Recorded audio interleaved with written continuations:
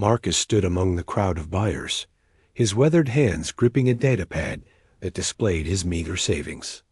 Around him, wealthy merchants and military contractors inspected the merchandise with cold, calculating eyes. The merchandise in question consisted of captured alien soldiers from the recent war. Beings from a dozen different species, now reduced to property under the salvage accords. He had not come here seeking redemption. He had come because his farm needed labor he could afford, and a broken prisoner cost less than a functional automaton. The auctioneer, a reedy man with augmented vocal cords, gestured toward the next lot. She shuffled onto the platform in magnetic restraints, her chitinous exoskeleton cracked and discolored. The species was Clathing, a warrior race that had fought humanity to a standstill before the ceasefire. This particular specimen stood nearly 7 feet tall, though she hunched as if trying to minimize her presence. 2 of her forearms hung limp, the bioluminescent markings along her carapace flickering erratically. Lot 47, the auctioneer droned. Female Clathing, approximately 9 cycles old. Significant neural damage. Limited cognitive function. No aggressive responses recorded. Suitable for basic manual labor only. The price started low. It stayed low. Marcus found himself raising his pad almost unconsciously. When the bidding closed, he had spent exactly 1/3 of what he had budgeted. The other buyers had already moved on to the next lot, something with intact limbs and a working translator implant. He collected his purchase at the processing station. The Clathing stood motionless as a technician removed her restraints and transferred her ownership chip to Marcus's registry. Her eyes, all 6 of them arranged in a triangular pattern across her elongated skull, stared at nothing. She responds to basic commands, the technician said, barely looking up from his terminal. Might need to repeat yourself. The neural damage makes retention difficult. Marcus nodded and gestured toward the exit. The Clathing followed with mechanical precision, her taloned feet clicking against the concrete floor. The transport ride back to his farm took 3 hours. The Clathing sat in the cargo bed, motionless despite the rough terrain. Marcus watched her through the rear camera, unsettled by her absolute stillness. She reminded him of the soldiers he had seen during the war, the ones with that specific kind of emptiness in their eyes. She reminded him of himself. Those first months after Emma died, his daughter had been 12 when the orbital platform collapsed. A manufacturing defect, the investigation had concluded. 63 people dead, including an entire school group on an educational tour. Marcus had buried what remained of the family plot, next to the grave he had dug for his wife 5 years prior. The farm had been Emma's favorite place. She had named every animal, had planted flowers along the irrigation channels, had talked endlessly about studying xenobotany when she grew up. After the accident, Marcus had continued working the land because stopping would have meant acknowledging that everything was truly gone. He showed the Clathing to the equipment shed, a converted barn with a cot and basic amenities he had installed years ago for seasonal workers who never came. She stood in the doorway, waiting. "You can rest," Marcus said.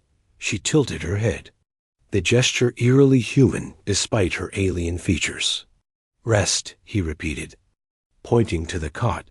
The Clathing moved to the cot and sat down with mechanical precision. She did not lie down. She simply sat, staring at the opposite wall.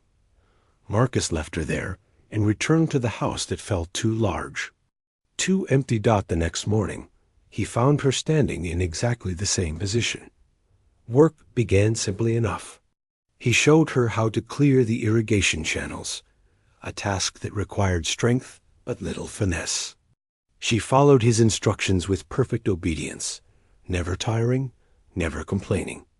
At midday, he brought her water and nutrient paste. She consumed both without acknowledgement. It was on the 3rd day that something changed. Marcus had been repairing a fence near the northern field when he heard a sound he had not heard in 2 years.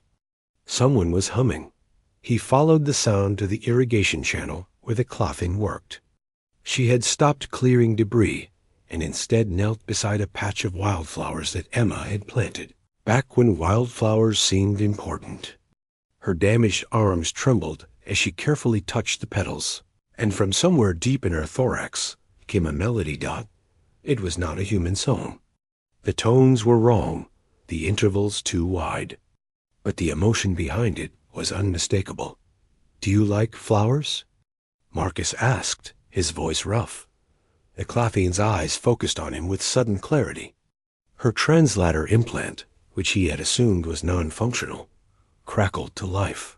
"Pretty," she said. The word came out distorted, layered with harmonics that made his ears ache. Emma liked pretty flowers. The world-tilted Marcus dropped the fence post. It landed on his foot, but he barely felt it. "What did you say?" The Clathian returned her attention to the flowers. The moment of lucidity apparently passed. She resumed humming. "How do you know that name?" Marcus stepped closer, his heart hammering. "How do you know Emma?" No response. The Clathian carefully cleared debris from around the flowers, protecting them with a gentleness that seemed impossible from a sea creature designed for war. Marcus ran back to the house and tore through his old research files. During the war, he had worked in xenopsychology, analyzing enemy behavior patterns. He had quit after Emma died, unable to care about anything beyond the boundaries of his farm. But he remembered the briefings about clothing, neural architecture. He found what he was looking for in a classified document he should have destroyed years ago. The clothing were neural symbiotes.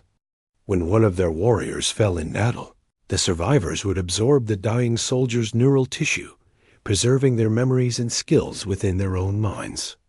It was how they maintained tactical knowledge across generations. But the document mentioned another application, one the Clathian had used during the final desperate months of the war. They had scavenged human dead from battlefields, attempting to understand their enemy by absorbing human neural patterns. Marcus felt sick. He returned to the field and found the Clathian still tending the flowers. This time, he brought a chair and sat down at a careful distance. "What is your name?" he asked. The Clathian did not respond immediately. She finished clearing the last of the debris, then settled back on her haunches. Her damaged arms hung uselessly at her sides, but her two functional arms moved with delicate purpose, sketching patterns in the air. Designation irrelevant, the translator finally crackled. "This unit is broken." "You have a name," Marcus insisted. "Before the war, before whatever happened to you, you had a name." The 6 eyes blinked in a cascade pattern. "Kiva, Kiva." Marcus tested the word. "I am Marcus." This was Emma's farm. Something shifted behind those alien eyes. The bioluminescent patterns along Kiva's carapace flared brighter, pulsing in a rhythm that might have been distress. "Emma's memories are fragmented," Kiva said. The translator rendered her words with unusual clarity now, as if the act of naming had awakened something. This unit encountered human remains during retreat from Colony 7. Standing orders required neural harvesting for intelligence purposes. The tissue was young, recently deceased. The absorption was incomplete. The memories are broken, like this unit. Marcus could not breathe. Colony 7 had been the processing station for recovered bodies from the orbital platform. Disaster. His daughter's body had passed through Colony 7. "What do you remember?" The question came out as a whisper. Kiva's head tilted again, that disturbingly human gesture. "Flowers. A man with kind eyes who smells like soil and coffee. Animals that have names, even though they cannot understand them. The sensation of dirt between fingers. The desire to grow things. The taste of strawberries. The feeling of being loved." She paused, her damaged arms twitching. Also fear, falling, crushing weight, darkness, then nothing. then this unit, then confusion, then war, then damage, then silence. Marcus wiped his eyes with the back of his hand. You did not know. When you absorbed her memories, you did not know what you were taking. No, this unit followed orders. When the memories emerged, this unit could not process them. Human neural architecture is incompatible with Claythene cognition. The integration caused cascading failures. This unit became unreliable. This unit was designated for destruction, but was captured before termination could be completed. They sat in silence as the sun tracked across the sky. Marcus watched this alien creature, who carried fragments of his daughter's mind, who had been driven mad by memories of love and strawberries, and a childhood that ended in tragedy. The memories hurt you, he said finally. Yes, they are beautiful. Beautiful things cause the most pain. Marcus stood and extended his hand. After a moment, Kiva reached out with one of her functional arms, her taloned fingers gently touching his palm. You can stay here, Marcus said. Not as property, as family, if you want. The bioluminescent patterns along Kiva's carapace stabilized into something that might have been hope. This unit does not understand family. Then we will learn together. In the months that followed, the farm began to change. Marcus taught Kiva how to garden, and she taught him the Claythene harmonics that could encourage plant growth. She could not explain how she knew such things. The knowledge was tangled with Emma's memories of xenobotany textbooks the girl had only dreamed of reading. Some days, Kiva was lucid, and they would work side by side, talking about everything and nothing. Other days, she would stand motionless for hours, trapped in recursive loops of incompatible memories. Marcus learned patience. He registered her as a sapient being rather than property. A legal battle that took 6 months and cost him everything he had saved. The salvage accords had loopholes, and Marcus exploited everyone. The nightmares came frequently. Kiva would wake screaming in 3 different languages, reliving the moment of Emma's death, layered with memories of alien battles. Marcus would sit with her until dawn, offering what comfort he could to a being whose pain existed in dimensions he could barely comprehend. But there were good days, too. Days when Kiva would hum while working, when her damaged arms would twitch with ghost sensations of holding things Emma had loved. Days when she would stop to watch butterflies, captivated by a wonder that belonged to both species. One morning, Marcus found her standing in Emma's old flower garden, all 4 arms outstretched, despite the pain it caused her. The wild flowers had spread, transforming the neglected patch into a riot of color.